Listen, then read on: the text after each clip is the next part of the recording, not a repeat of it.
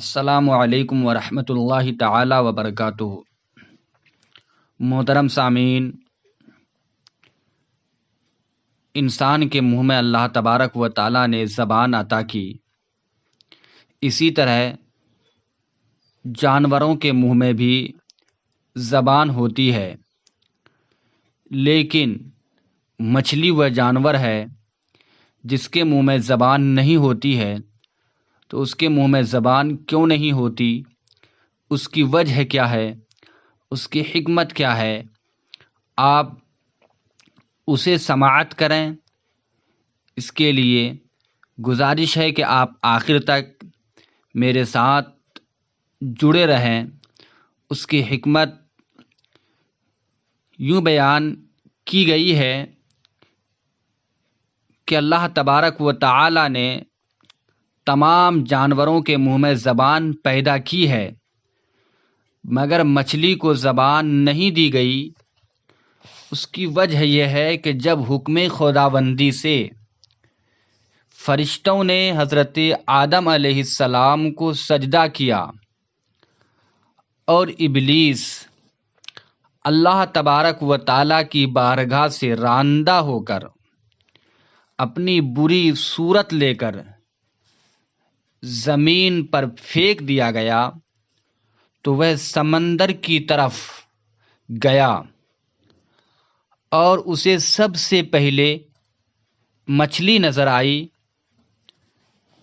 جسے اس نے آدم علیہ السلام کی تخلیق کا قصہ سنایا اور یہ بھی بتلایا کہ وہ بحر و بر یعنی خشکی اور تر، زمین اور پانی کے تمام جانوروں کا شکار کرے گا۔ تو اس مچھلی نے تمام دریائی جانوروں تک حضرت آدم علیہ السلام کی کہانی سنائی۔ اسی وجہ سے اللہ تبارک و تعالی نے زبان کے شرف سے اسے محروم کر دیا۔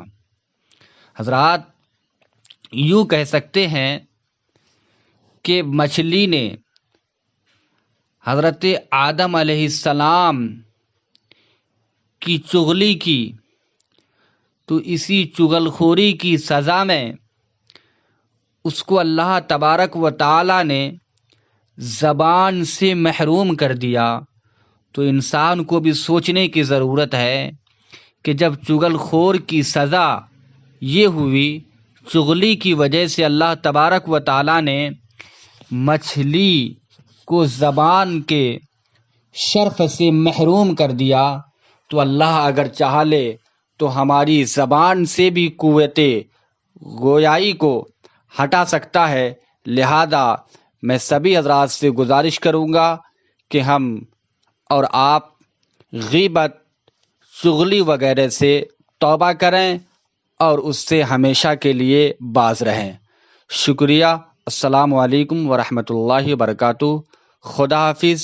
پھر ملیں گے ہم آپ سے ایک نئے بیان کے ساتھ انشاءاللہ عز و جل۔